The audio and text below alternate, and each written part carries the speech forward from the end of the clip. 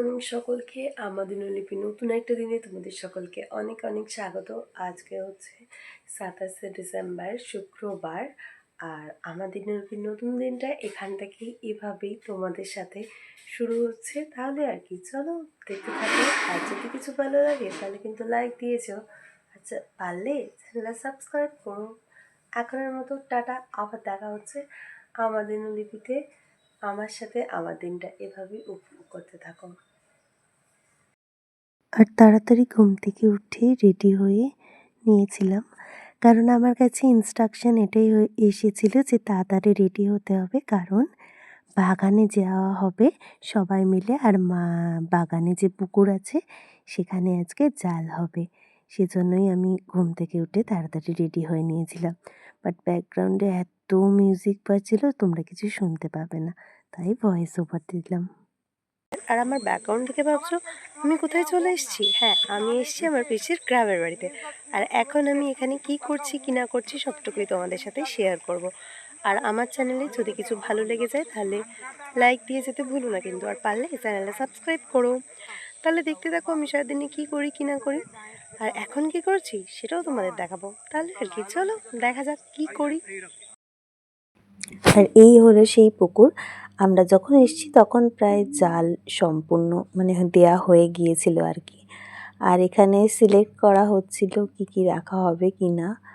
আর তাহলে চলো দেখতে থাকো আর সঙ্গে থাকো।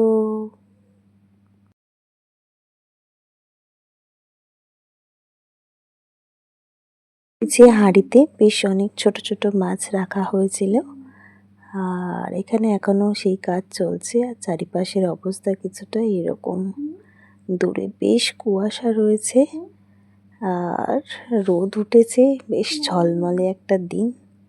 তাহলে চলো। আর এই যে এখানে সমস্ত মাছ বাছাই করে রাখা হয়েছিল, বেশ অনেক রকমের মাছ ছিল। আর আর তারপর মাছগুলো নিয়ে ওজন করা হচ্ছিল, কত কি আছে না আছে সব দেখার জন্য আর কি। তাহলে চলো দেখতে থাকো আর সঙ্গে থাকো। আর তারপর আমি দাঁড়িয়েছিলাম, হঠাৎই আমার পায়ের সামনে এই যে দেখো আমার হাতে কতটা দেখতে পাচ্ছ জানি না, ইনি এসে আমার পায়ের সামনে টোকা দিয়ে লাফিয়ে উঠলো। তাই তোমাদের সাথে একটু তুলে ধরার চেষ্টা করলাম। বেশ ছোট্ট সদস্য একজন, আরও একজন ছিল। তবে চলো আবার পরে দেখা হচ্ছে। আবার চলে এসেছি তোমাদের সাথে জমিয়ে গল্প করতে। অনেকটা আগেই আসতাম কিন্তু একটু লেট হয়ে গেছে। এখন ঘুরতে সময় প্রায় 9:45। ভাবছো এত লেটে কেন এসছি? আসলে আমি ঘুমিয়ে পড়েছিলাম, ঘুমোতে গেছি সেই 4টের সময়, আর ঘুম থেকে উঠে দেখি 9টা বাজে। হ্যাঁ, অনেকটা দীর্ঘ সময় ঘুমিয়ে পড়েছিলাম। কি আর করা যাবে, ছুটি চলছে, একটু তো ঘুম এরকম হবেই।